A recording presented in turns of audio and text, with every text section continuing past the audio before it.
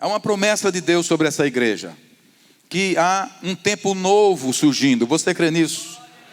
Que há uma nova estação surgindo, que Deus tem muito mais para a minha vida e para a sua vida. Você crê nisso mesmo? E durante esses 10 anos, queridos, houve, tirando o nome de Jesus e o nome do Espírito Santo e da pessoa de Deus, teve uma palavra que não faltou nessa igreja. É avivamento. A palavra avivamento marcou a história desses 10 anos. E nesta noite, pensando nisso, nós gostaríamos de esclarecer um pouco do porquê, então, nós falamos tanto de avivamento. E eu gostaria de compartilhar com vocês a partir de uma igreja lá de Atos dos Apóstolos, a igreja de Éfeso, que se encontra em Atos dos Apóstolos, capítulo 3, capítulo 19. Nós queremos colocar como tema de hoje, efeitos de um avivamento. E eu gostaria que você acompanhasse essa leitura bíblica. Eu sei que você está sentindo falta, talvez, de claridade aqui. Os nossos refletores não estão funcionando. E aí fica um pouco escuro, né? Fica a gente sentindo falta de alguma coisa. Atos capítulo 19 vai contar a história do surgimento, do início daquela igreja em Éfeso, através do apóstolo Paulo. A história dessa igreja tem muito a nos ensinar. Diz o texto do capítulo 19, verso 1 ao verso 7. Enquanto Apolo estava em Corinto, Paulo, atravessando as regiões altas, chegou a Éfeso. Ali encontrou alguns discípulos e lhes perguntou: vocês receberam o Espírito Santo quando creram? Eles responderam: não, nem sequer ouvimos que existe o Espírito Santo. Então, que batismo vocês receberam? Perguntou Paulo. O batismo de João, responderam eles. Disse Paulo: o batismo de João foi um batismo de arrependimento. Ele dizia ao povo que cresce naquele que viria depois dele, isto é, em Jesus. Ouvindo isso, eles foram batizados no nome do Senhor Jesus. Quando Paulo lhes impôs as mãos, veio sobre eles o Espírito Santo e começaram a falar em línguas e a profetizar. Eram ao todo uns 12 homens. Queridos, nós temos aqui Éfeso sofrendo o efeito do dia de Pentecoste, quando o Espírito Santo desceu sobre toda a carne. Nós sabemos que o apóstolo Paulo não estava lá no dia de Pentecoste. Mas no capítulo 9 de Atos, ele é alcançado por uma revelação de Jesus. E em seguida, Ananias vem, põe as mãos sobre Paulo e ele é cheio do Espírito Santo. Paulo então se torna um missionário da igreja. E ele vai pela Ásia Menor, onde é a Turquia hoje. E entre outras igrejas, ele chega a Éfeso. E lá ele encontra 12 discípulos, que já conhecia sobre Jesus, mas não conhecia plenamente tudo que Jesus poderia fazer. Paulo então pergunta que batismo eles conheciam, só o batismo de João. Perguntou se eles conheciam sobre o Espírito Santo. Eles disseram que não sabiam, nem sequer ouviram falar que existia o Espírito Santo. Então Paulo ali os batiza em nome de Jesus, em seguida lhes impõe as mãos, e eles são batizados no Espírito Santo. O Espírito Santo vem sobre eles, e eles começam a falar em línguas e a profetizar. Quando o Espírito Santo desceu sobre a igreja no dia de Pentecoste, marcou o raiar de um novo dia nas relações entre o Espírito Santo e a humanidade. As Escrituras haviam prometido que um dia o Espírito Santo seria derramado sobre toda a carne. E no dia de Pentecostes ele veio como promessa do Pai para habitar na igreja, guiar a igreja, pastorear a igreja, capacitar a igreja, distribuindo dons para o aperfeiçoamento do ministério o Espírito Santo veio para gerar vida na igreja. A partir do dia de Pentecostes, em Atos capítulo 2, nós já conhecemos, porque essa igreja, tanto eu como os outros pastores, já falamos muito sobre isso. A partir do capítulo 2 de Atos dos Apóstolos, a igreja experimenta, conhece a pessoa do Espírito Santo. Jerusalém então foi sacudida pelo poder de Deus. Eram 120 discípulos que estavam reunidos num só lugar. E veio sobre eles o Espírito Santo. Todos ficaram cheios, falaram em outras línguas e se levantaram no poder de Deus. Os 120 discípulos se multiplicaram em poucas semanas em milhares e milhares de cristãos. Imagine a cena: poucos discípulos batizando milhares, porque quando no dia de Pentecostes eles eram 120. Quando Pedro se levanta para explicar o que era que estava acontecendo, 3.000 pessoas de uma única vez se renderam aos pés de Jesus. No capítulo 3, Pedro entrando no templo, um paralítico ali estava. Ele então, em nome de Jesus, cura aquele paralítico. Pedro prega e mais 5.000 se converte.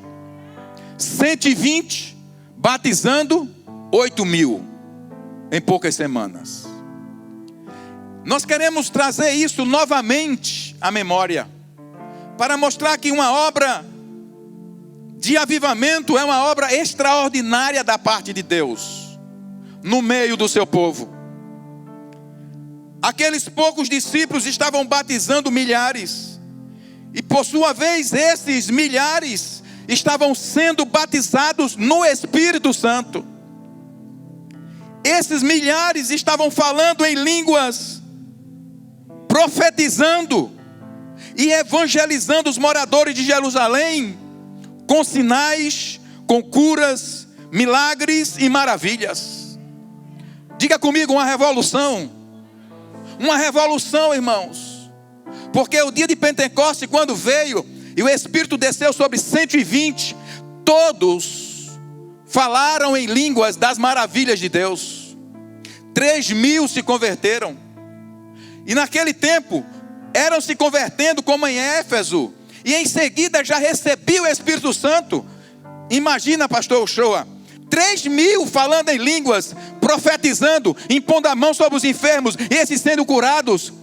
Brasas vivas saindo pelas ruas de Jerusalém. Irmão, Jerusalém foi sacudida pelo poder de Deus. Diga comigo, foi assim.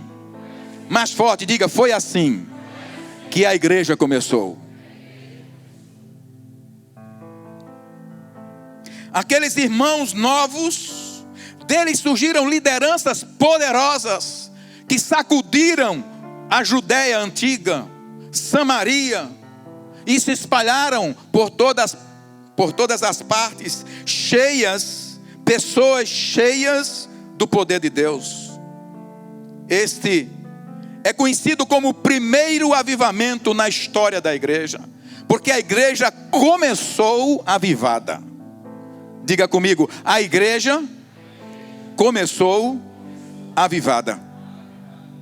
A alegria e entusiasmo era a marca registrada daquela igreja. Eu escrevi essas palavras, irmãos, enquanto eu meditava, vendo a cena acontecendo. E eu saí digitando isso. Eu não li livros, eu saí digitando isso. Meu Deus do céu, que coisa! Era um movimento incontrolável. Incontrolável. Parece, coloquei aqui, uma cena de ficção. Uma coisa inimaginável. Era o reino dos céus efetivamente chegado à terra. O que acontecia nos céus estava acontecendo na terra. As promessas do Antigo Testamento estavam se cumprindo naqueles dias. Jerusalém entrou em pavorosa, mas não foi ficção, foi realidade histórica. E ainda hoje esta cena se repete. Diga comigo, ainda hoje, nos rincões dessa terra, esta cena se repete. Ela está acontecendo agora mesmo em muitas partes do mundo, irmãos. Você crê nisso? Dá um amém. Sabe por que aqueles irmãos, muitos deles perderam a vida, muitos deles foram mártires? Sabe por que quando surgiu a perseguição em Jerusalém, e eles eram arrastados de suas casas, crianças eram colocados para fora, eles foram dispersos por todo o mundo? Sabe por que eles não se calaram? Diz a palavra: por onde eles iam dispersos, eles falavam corajosamente a palavra de Deus, porque eles tinham experimentado os céus na terra. Quando nós somos abrasados, queimados, inflamados pelo Espírito Santo, não há nada que possa parar um crente cheio do Espírito Santo. Você pode ler a história dos pais da igreja, muitos martirizados, queimados vivos em fogueira. Sabe por que eles não se calaram, não negaram a fé? Era impossível, porque o fogo queimava dentro deles, e eles tinham uma revelação do céu como ninguém. Quando há um avivamento, nós temos uma revelação da glória de Deus que nos queima por dentro, e por isso nós não poderemos negar a nossa fé. Mas quando a nossa fé é nominal, quando a nossa conversão é nominal, negamos por menos do que isso. Negamos por um prato de lentilha, negamos por 5 minutos de prazer. Mas quando somos inflamados pelo Espírito Santo, nada rouba a visão celestial que Deus implanta no nosso coração. Aproximadamente 30 anos depois, aproximadamente 30, 35 anos depois, como consequência do que acontecera em Jerusalém, os céus descem sobre a cidade de Éfeso. Presta atenção, irmãos, eu falei que Paulo chegou em Éfeso. Havia 12 discípulos que criam em Jesus, mas não sabiam sobre o batismo no Espírito Santo, nem sequer haviam recebido ele. Paulo impõe as mãos sobre eles. E o que aconteceu no dia de Pentecostes, quando a igreja surgiu, agora acontece em Éfeso, 30, 35 anos depois. Nunca cessou o fogo sobre a terra. Nunca cessou. Aqueles 12 homens, agora Paulo pega esses homens, agora cheios do Espírito Santo, e começa a evangelizar Éfeso. E ele se retira, vai para uma escola chamada de Tirano. E por 2 anos, Paulo começa a ensinar a palavra de Deus. E os discípulos vão se multiplicando. No verso 10 do capítulo 19, você vai encontrar isso. Verso 10, capítulo 19. Capítulo 19, verso 10. Paulo continuou ensinando a esses homens e a esses novos discípulos por 2 anos. De forma que todos os judeus e os gregos que viviam na província da Ásia ouviram a palavra do Senhor. Presta atenção, está aqui. Já tirou? Verso 10. Isso aconteceu por 2 anos de forma que todos os judeus e os gregos que viviam na província da Ásia ouviram a palavra do Senhor. O continente asiático antigo, o menor, chamado Ásia Menor, toda a província da Ásia, todos os gregos e judeus ouviram a palavra do Senhor, por causa de um avivamento que estava acontecendo na cidade de Éfeso. Os comentaristas falam como isso poderia acontecer, se não havia jornais, rádio, televisão, internet, não havia WhatsApp, não havia Instagram. Como isso poderia acontecer a não ser através de uma obra poderosa do Espírito Santo? Como Paulo, parado no lugar, poderia espalhar-se, porque cada pessoa que se convertia era cheia do Espírito Santo e voltava para suas casas inflamadas pelo poder de Deus e começava a proclamar Jesus Cristo a todas as pessoas que conheciam. Havia um fogo dentro deles, havia um ardor dentro deles.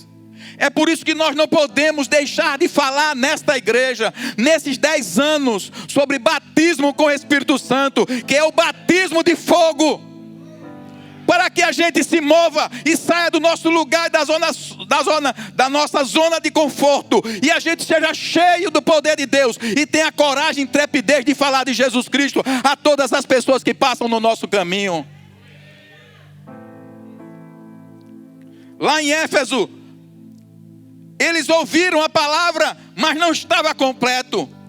Se nós anunciarmos Jesus Cristo e não anunciarmos a obra do Espírito Santo, a mensagem não está completa.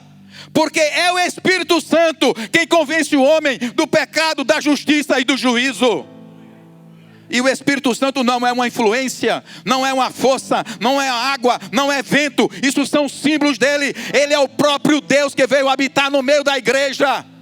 É o Emanuel, é Deus conosco. É Ele que intercede por nós com gemidos inexprimíveis, quando nós oramos e não sabemos como orar. Diz o texto, verso 10, todos os judeus. Verso 11, Deus fazia milagres extraordinários por meio de Paulo. Está aí o verso 11. Deus fazia milagres extraordinários por meio de Paulo, de modo que até lenços e aventais que Paulo usava eram levados e colocados sobre os enfermos. Estes eram curados de suas doenças e os espíritos malignos saíam deles. Não era um evangelho racionalista, onde você convence a outra pessoa que Jesus é o Senhor. É um evangelho com demonstração de poder de Deus, de milagres e de curas. Aqui, o lenço de Paulo, a demanda era tão grande, que Paulo não tinha como atender todo mundo, mandava lenços e aventais, e aonde tocava era curado. Como se explica isso, igreja? Como se explica isso? Verso 17, do mesmo capítulo. Quando isso se tornou conhecido de todos os judeus e gregos que viviam em Éfeso, todos eles foram tomados de temor e o nome do Senhor Jesus era engrandecido. Num avivamento, há temor de Deus. Quando uma igreja é avivada, há temor no coração do povo. Há temor por um mínimo pecado que se comete. Há temor pela reverência. Há temor pela santidade e majestade de Deus. Estamos vivendo uma geração onde nós desaprendemos o que é honra. Mas quando nós somos queimados pelo Espírito Santo, nos é revelado a majestade, a glória e a santidade desse Deus. Havia temor. Verso 18 diz: muitos dos que creram vinham e confessavam e declaravam abertamente suas más obras. No avivamento, quando a igreja está realmente pegando fogo, é literalmente como uma casa pegando fogo. Chama a atenção de toda a vizinhança e de toda a cidade. A temperatura se espalha por todo canto, e para ali se aflui muitas pessoas. E se entrar no fogo vai ser queimado. Lá em Éfeso, as pessoas afluíam. Muitos dos que creram vinham. Diga comigo, muitos dos que creram, digam. Muitos dos que creram vinham e confessavam e declaravam abertamente suas más obras. Não era preciso investigação. Não era preciso o pastor perguntar como estava a vida. Não era preciso o líder de célula ficar perguntando: meu irmão, o que você está fazendo? Não, o Espírito Santo convencia e eles se abriam e confessavam as suas más obras. No avivamento, Deus faz coisas que o homem não pode fazer. No verso 19 diz assim: grande número dos que tinham praticado o ocultismo reuniram seus livros e os queimaram publicamente. Calculado o valor total, este chegou a 50 mil dracmas. A dracma é o salário de um trabalhador braçal. 50 mil dias de salário. O valor dos livros que os feiticeiros, que os bruxos vinham voluntariamente e colocaram em praça pública e tocavam fogo. A obra poderosa do Espírito Santo sobre a igreja de Éfeso. Os 2000 anos da história da igreja estão cobertos por manifestações de avivamento. Jesus disse que obras maiores seriam feitas pelos discípulos.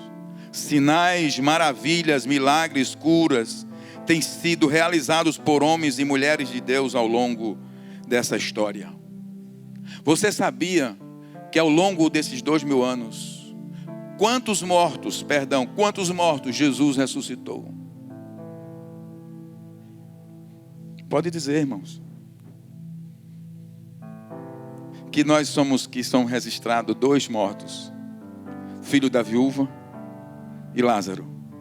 Jesus disse: obras maiores vocês farão. Milhares de pessoas já ressuscitaram dos mortos nesses anos da história da igreja. Você crê nisso? Paralíticos não só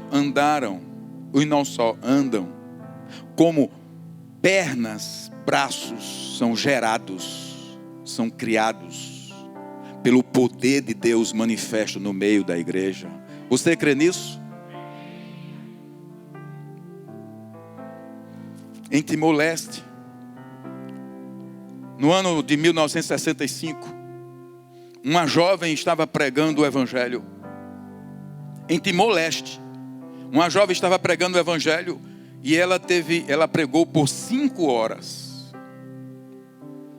De 5 horas, a gente aqui se cansa com meia hora. 5 horas, um grupo de jovens se renderam ao Senhor Jesus. Um deles, cuja identidade é negada, e essa história quem narra é o Dr. Russell Shedd, que está na glória. Um desses jovens então se converte, e ao se converter, o Espírito Santo já revelou a ele que ele deveria ir na casa dele, pegar os fetiches que ele tinha guardado e lançar fora. Ele foi, no outro dia teve outra reunião, e ele então testemunhou o que o Espírito fez na vida dele. Como o Espírito revelou o que tinha oculto na casa dele. E ele então, aqueles jovens que tinham se convertido também começaram a confessar que também praticavam feitiçaria e etc. E colocaram fora. Aqueles jovens se converteram e passaram-se os anos. Por isso nós queremos dizer que a promessa do Senhor para a sua vida, ela vai se cumprir. Se você está buscando um avivamento, se você quer ser usado por Deus, você se coloca diante dele e ele vai usar a sua vida.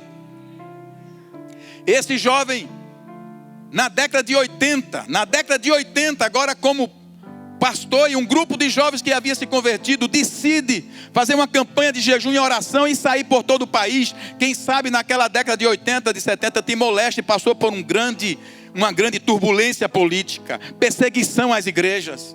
Aquele grupo de jovens começaram a se espalhar pelo Timor-Leste. Eram pessoas que não tinham tanto conhecimento. Esse era um líder, esse jovem que se converteu em 65. E ele saindo a pregar, num dado momento, ele estava pregando e ele começou a pregação 8 horas da manhã. E até 15 horas da tarde, ele estava pregando o evangelho para uma comunidade. Nesse momento, uma das crianças morre. E alguém vai dizer a ele, a mãe desesperada vai dizer que o menino tinha morrido. E ele disse: vamos deixar terminar o culto para a gente resolver esse problema. Morte é uma questão de última instância, de atenção máxima.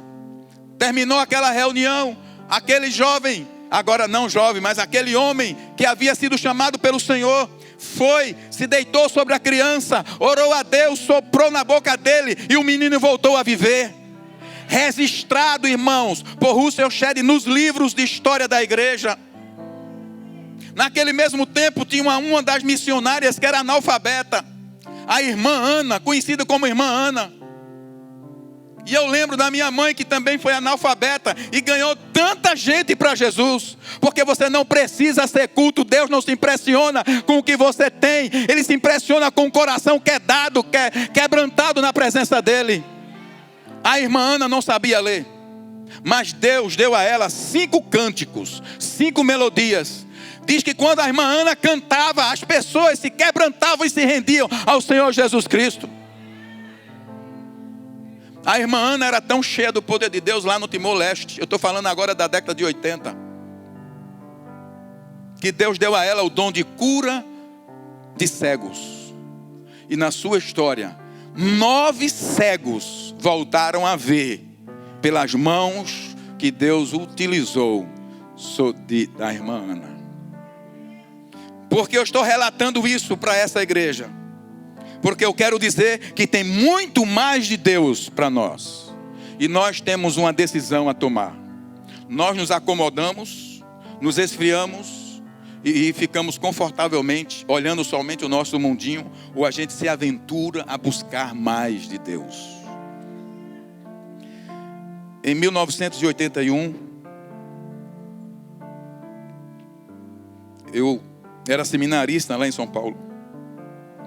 E toda uma cidade, a cidade de Pindamonhangaba, foi testemunha do que eu vou relatar aqui. Lá existia um homem chamado pastor João Oliveira. Era professor do seminário, foi professor dos meus irmãos. E João de Oliveira morreu. E enquanto estava se providenciando o sepultamento, chegou lá na cidade, naquele dia, um homem que eu conheci, que deve ser avô, tio do Daniel Colenda, que hoje substituiu o Reinhard Bonk.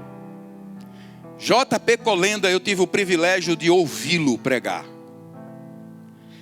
J.P. Colenda, na época em que João Oliveira morreu, chegou na casa dele, depois de mais de 5 horas, e fez a seguinte oração registrada pela família e pelos irmãos daquela cidade: Senhor Jesus Cristo, aqui quem está falando é J.P. Colenda.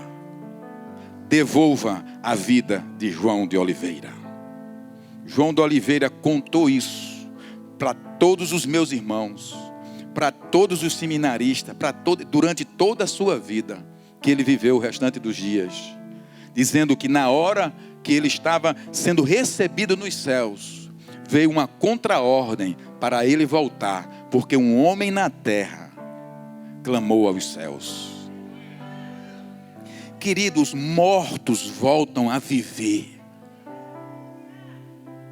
O que está morto na sua vida pode vir à vida agora. O Lázaro que está sepultado, putrefato, pode voltar a viver. Há 10 anos nós clamávamos aqui, porque não aguentávamos a frieza espiritual, que até hoje me dá uma dor na espinha, em pensar na possibilidade de nós deixarmos de clamar pela presença do Espírito Santo. Porque sem Ele não faz sentido você estar sentado aqui. Porque será religião morta. Eu não sei como se encontra a sua vida, mas eu sei o que essa igreja precisa ouvir. Nós precisamos ser despertados para buscar a presença de Deus em oração. Avivamento não vem sem oração, quebrantamento, sem valorização do que é a presença do Espírito Santo. Queremos o mover de Deus, mas não queremos priorizar a busca por esse mover de Deus. Quer ver aqui? Você se esforça tanto, você passa a sua vida se esforçando para adquirir um sonho. Seja um casamento, seja um emprego, aquele concurso, aquela casa, aquele apartamento. 10% desse esforço, você seria cheio do Espírito Santo.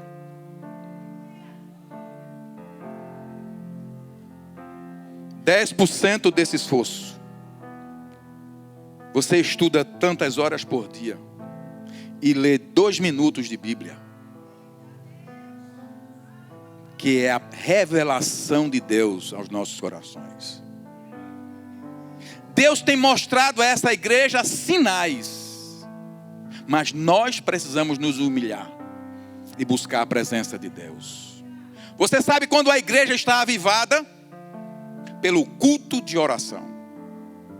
Quando se faz uma campanha de oração.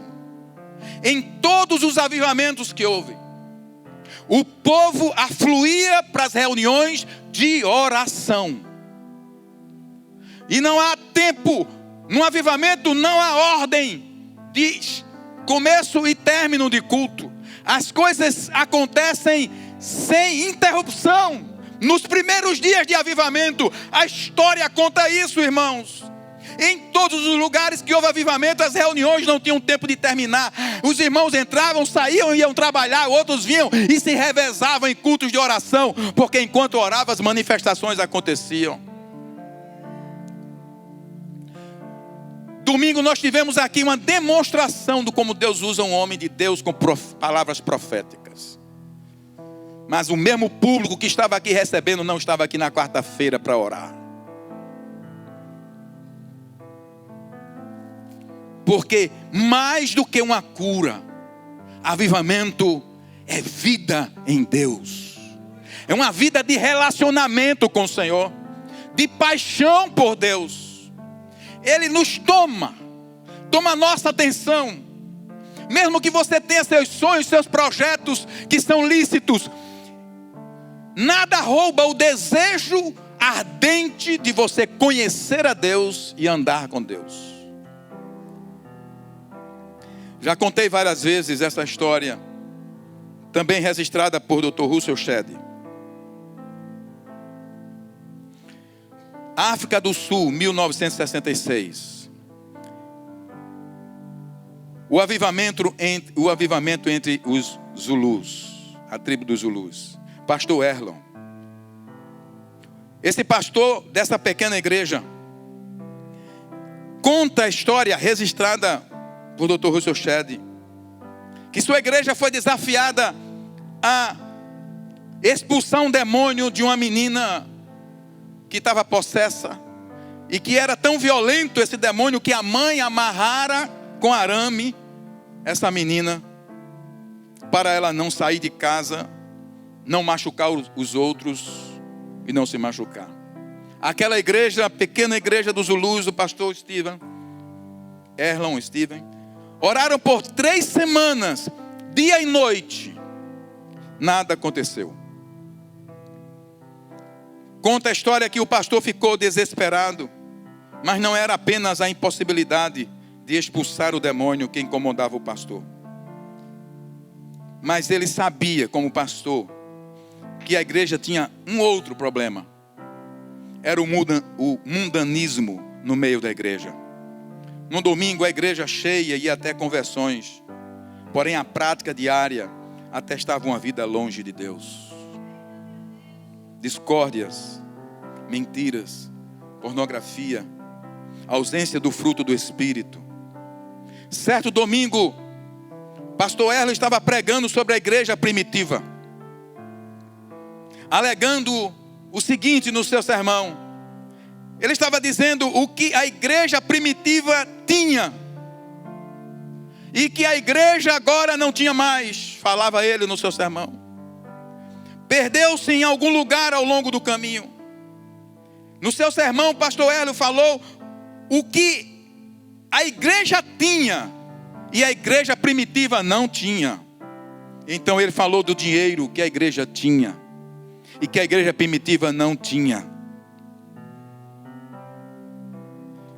Nesse momento do sermão, uma jovem, olha aí mais ou menos, de novo, juventude, uma jovem convertida há 3 meses, levantou-se e disse: por favor, pare.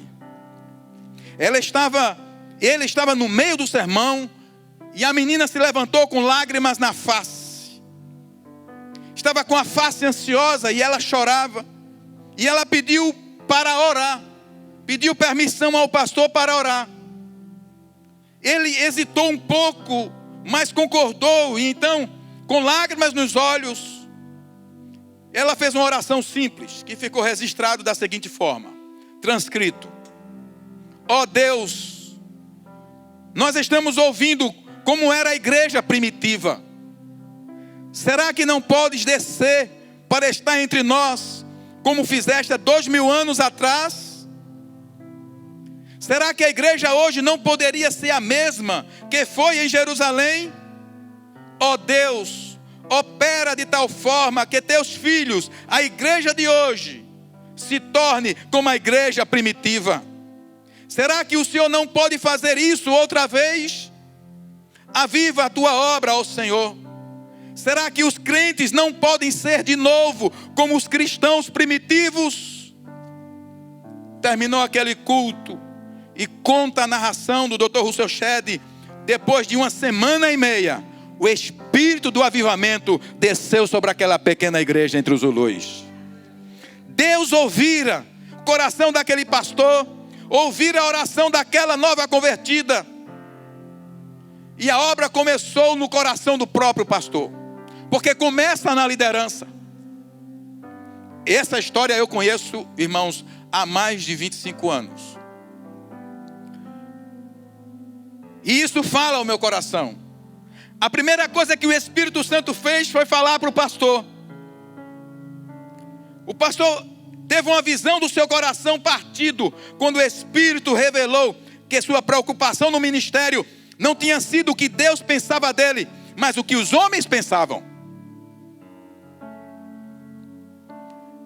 É por isso que muitas vezes nós estamos pregando aqui, irmãos, e não dá para a gente passar a mão na cabeça. Porque eu não estou aqui para prestar contas à igreja, mas antes prestar conta a Deus. Porque o apóstolo Paulo, falando a Timóteo, diz: apresenta-te a Deus como obreiro aprovado, que maneja bem a palavra da verdade e que não tem do que se envergonhar. Apresenta-te a Deus antes do que aos homens. Pastor Erlo diz que viu o seu coração como um templo hindu cheio de ídolos, porque ele estava mais preocupado com a sua performance, com o seu ministério, com o que os homens pensavam dele, do que Deus pensava dele. Essa é uma avaliação que nós precisamos fazer do nosso próprio ministério e vida. Diz a história que tudo se transformou com a chegada do avivamento. Porque o avivamento é como aquele atear de fogo, que não tem quem controle. Uma feiticeira que dirigia uma escola para feiticeiras apareceu sem ninguém pregar para ela. Ela disse: se Jesus não me salvar agora, morrerei hoje e irei para o inferno. Ela mencionou os nomes dos demônios que ocupavam seu corpo. Foi liberta e a glória do céu brilhou em seus olhos. Em seguida apareceram outras feiticeiras e durante 3 meses não houve descanso, uma após uma se convertendo ao Senhor, e houve uma revolução entre os Zulus, que marcou um avivamento ali na África do Sul. A menina foi liberta. Diz o texto que houve um quebrantamento entre os Zulus de tal forma que, abre aspas, ao sairmos pela porta da frente da casa, o pastor deixou registrado, encontrávamos 100, 200 pecadores endurecidos, chorando como criança. Ele perguntava o que houve. Perguntávamos e a resposta era: somos pecadores. Era como se o dia do juízo final houvesse chegado. Lembro-me de um certo pagão Zulu de Zinga, diz ele, um homem adulto, chorando num quarto como se alguém o estivesse surrando com um chicote. E ele perguntou: o que foi, o que está acontecendo? Ele disse: entre mim e o inferno existe apenas 1 centímetro. Digo-lhes a verdade, 1 centímetro. O quebrantamento trazido pela presença do fogo do Espírito Santo numa pequena comunidade entre os Zulus. o avivamento. Avivamento é uma experiência na vida da igreja, quando o Espírito Santo realiza uma obra incomum. É o reviver dos crentes. Não se pode reviver o que nunca teve vida. Assim, por definição, o avivamento é primeiramente uma vivificação, um revigoramento, um despertamento de membros da igreja que se acham letárgicos, que se acham sem força, que se acham sem vida. Quando há esse impacto da obra do Espírito de Deus na vida da igreja, os resultados imediatos do avivamento são sentidos no povo de Deus. Observe o que acontece. Senso inequívoco da presença de Deus. Ao chegar num ambiente de culto, você percebe o temor do Senhor. A atmosfera de temor, da glória de Deus. Numa igreja avivada, ninguém vai olhar celular, nem pastor vai pedir para não se ver celular. Há um senso de reverência da majestade e da presença de Deus. Outra evidência de um avivamento é oração fervorosa, com louvor sincero. Há um despertar pelo desejo da oração. Ninguém fica chamando alguém para orar. Grupos de oração se formam informalmente, porque há um desejo do Espírito fervendo dentro da pessoa que deseja estar falando com o Pai. Avivamento gera um senso de necessidade na oração. É o que Paulo diz: orar sem cessar. Ora-se no templo, ora-se em casa, ora-se dirigindo, ora-se no trabalho. É uma mente conectada com o Espírito. Convicção de pecado na vida das pessoas. Desejo profundo de santidade de vida. E o aumento perceptivo no desejo de pregação do Evangelho. Em outras palavras, a igreja amortecida e tristemente doente é a primeira a ser beneficiada pelo avivamento. Esse é o efeito restrito no meio do povo de Deus, aonde a morte e a vida aflora. A esperança volta, sonhos, visões, revelações. Há um entusiasmo no povo de Deus, no sentido amplo. Esse mover dentro da igreja, ele atinge, impacta a cidade, impacta a comunidade na esfera espiritual. As entidades aprisionadas, que aprisionam as cidades, os governos, as esferas governamentais, batem em retirada, libertando as pessoas na área moral, sexo, violência, drogas. Afeta na área econômica, trazendo prosperidade. A igreja é despertada para anunciar Cristo até os confins da terra. Isto é o que aconteceu em Éfeso. Um avivamento faz de você naturalmente um evangelista. Aonde você está?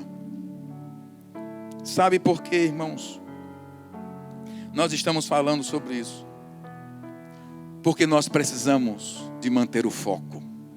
Há uma promessa de Deus para as nossas vidas. E Ele já tem feito muito em nosso meio. Mas eu quero dizer que não podemos nos conformar a mais de Deus para a nossa vida. Amém? Você crê nisso? Nossa realidade. Por essas razões, desde o ano de 2010, começamos uma caminhada, uma busca por um avivamento, por crer que o que aconteceu na igreja em Jerusalém, na igreja de Éfeso, entre os Zulus, acontece ainda hoje em muitos lugares da terra e está acontecendo aqui também. Você pode dizer amém? Quando se deve clamar por um avivamento? A súplica por um avivamento se intensifica sempre que uma igreja ou indivíduo se sente insatisfeito com seu nível de espiritualidade e necessidade de renovar seu compromisso com Deus. Eu não sei, eu posso chamar o louvor aqui. Eu não sei como você se sente nessa noite, mas eu estou dizendo aqui, quando se deve clamar por um avivamento? A súplica por um avivamento se intensifica sempre que uma igreja ou um indivíduo sente insatisfação com seu nível de espiritualidade e sente necessidade de renovar seu compromisso com Deus. O livro de Apocalipse inicia com 7 cartas escritas às igrejas. Aquelas cartas todas foram, aquelas igrejas foram todas igrejas avivadas. Mas uma carta para Laodiceia muito de um conteúdo muito pesado. Diz que aquela igreja nem é fria, nem é quente, é morna. Por isso estou a ponto de vomitar-te da minha boca. Foi uma carta dirigida à igreja de Laodiceia. A igreja que recebeu uma carta ainda mais forte foi a igreja de Sardes.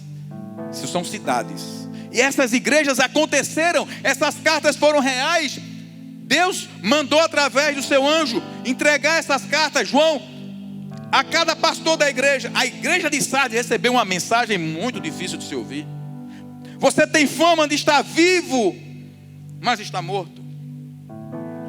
A igreja de Éfeso, essa que Paulo inaugurou, essa que recebeu esse avivamento, agora, já no fim do século, recebe uma mensagem: vocês são vigorosos, zelosos na doutrina, na teologia, perseverantes, mas eu tenho uma coisa contra vocês: vocês perderam o seu primeiro amor. Arrependam-se de onde caíram e voltem e pratiquem as primeiras obras. Irmãos, nós precisamos encarar a nossa realidade. É melhor falar a verdade aqui no púlpito do que nós nos enganarmos e passarmos cera na nossa cara, como a gente passa maquiagem e se der uma chuva cai tudo. É melhor encararmos como nós estamos. Nós precisamos de um movimento de oração nessa igreja. Nós precisamos de um movimento de oração nessa igreja. Eu vou repetir, nós estamos precisando de um movimento de oração nessa igreja.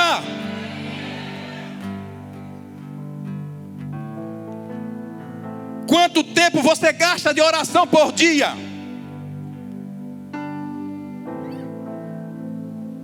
Tem pesquisa que mostra, irmãos, entre pastores que gastam menos de 15 minutos de oração e de leitura da palavra. O que mais se tem hoje é livros para dizer como a igreja é relevante nesse tempo. O que mais encontra é programas de crescimento de igreja.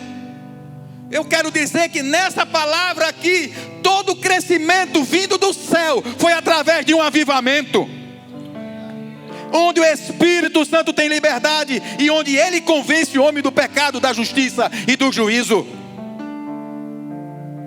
Vou fazer outra pergunta. Quando foi a última vez que você jejuou? Você sabe o que é jejum?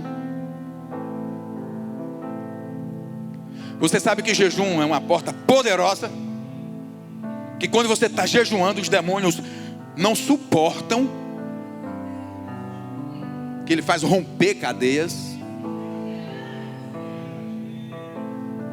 Jejum e oração, duas bombas que você joga no inferno. Avivamento. Avivamento, irmãos, não é só alguém chegar aqui, botar a mão na cabeça da gente, a gente cair e no outro dia a gente continuar fazendo as mesmas coisas que fazia, sem transformação de vida, sem paixão por Deus, sem oração, sem leitura, sem transformação de vida. Mas você pode ser uma brasa viva. Você pode ser essa brasa viva. 10 anos de igreja. Eu sei que Deus fará coisas poderosas neste lugar, além do que nós temos visto. Eu não sei quando haverá o rompimento definitivo. Eu já vi mais do que eu via nos anos passados, mas eu quero dizer que o Espírito diz ao nosso coração, são apenas gotas, gotas do que Ele tem para revelar, falar e fazer.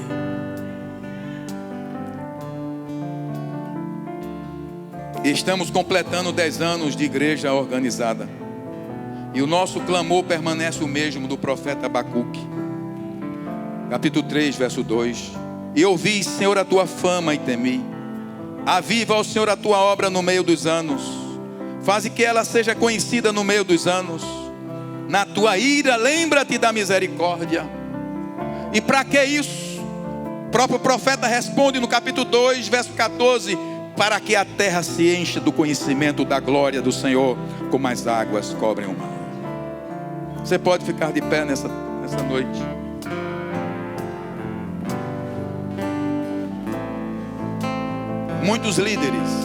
Muitos líderes cristãos têm tomado como guia para um avivamento a resposta de Deus à oração de Salomão.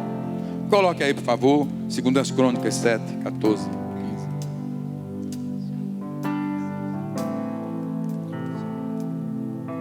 15. 2 Crônicas 7, 14. Você pode ler comigo? Se o meu povo, que se chama pelo meu nome, se humilhar e orar, buscar a minha face e se afastar dos seus maus caminhos, dos céus o ouvirei, perdoarei o seu pecado e curarei a sua terra. Aleluia. Eu gostaria que você pode deixar aí o texto. Gostaria que você percebesse a palavra do Senhor. Se, diga comigo, se é uma condição. Se o meu povo, que se chama pelo meu nome, se humilhar e orar, buscar a minha face e se afastar dos seus maus caminhos, dos céus o ouvirei, perdoarei o seu pecado, curarei a sua terra. Queridos, não há esperança para o Brasil se a igreja não se levantar no movimento de oração e se avivar. Pode ir para quantas convocações de manifestações públicas que forem necessárias, e como cidadão você tem o direito de participar e é legítimo. Mas eu quero dizer, esse não é o caminho da igreja. O caminho da igreja é de joelhos no chão, e os céus se abrem sobre essa nação. Bolsonaro não é a solução do Brasil. A solução do Brasil chama-se Jesus Cristo.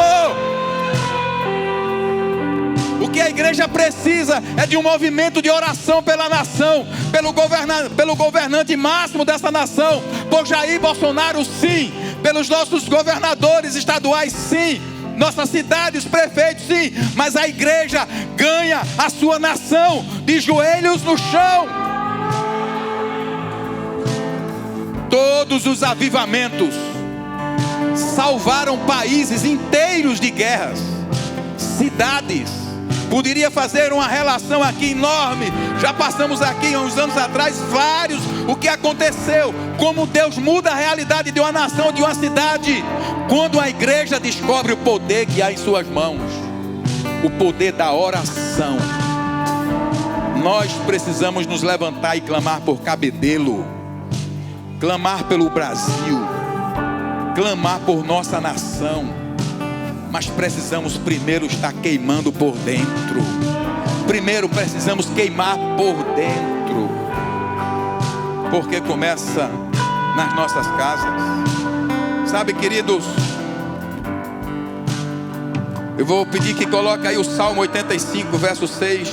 E eu gostaria que você meditasse nesse salmo, porque ele é tido entre os avivalistas como uma súplica do Antigo Testamento. Acaso não nos renovarás a vida, a fim de que teu povo se alegre em ti?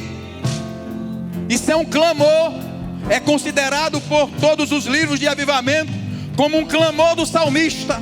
Em outras versões não fala renovarás, mas vivificarás. Por acaso não vivificarás a vida, para que o teu povo se alegre em ti? Falta alegria no meio do povo de Deus. E a alegria verdadeira é a do Espírito Santo de Deus. Porque as bênçãos que você está esperando, Elas chegam hoje, amanhã você se acostuma com ela já não faz mais o efeito que fazia. O maridão que você aguardava não era aquele príncipe encantado que você pensava. Aquele emprego não era tão bom como você pensava. Nem aquele salário era tão suficiente como você pensava. E você fica de sonho em sonho. Mas eu quero dizer, há uma alegria do céu que não se acaba. É a alegria do Espírito. A alegria que invadiu Jerusalém. A alegria que invadiu a igreja de Jerusalém. E aqueles irmãos perderam tudo, mas não perderam a alegria. Porque a alegria no Espírito de Deus. Eu estava meditando esses dias. E eu já estava dormindo, quando de repente o Espírito lembrou: você nunca falou disso. Mas avivamento é a plenitude do fruto do Espírito. É a plenitude do fruto do Espírito. E o fruto do Espírito é o quê? Paz, alegria, amor. Só esses três. Me diga uma coisa, você daria quanto para ter esses três? Você daria quanto para ter paz? Quantos homens dariam para ter paz? Quantos milionários desse mundo dariam para ter paz? E alegria? E amor?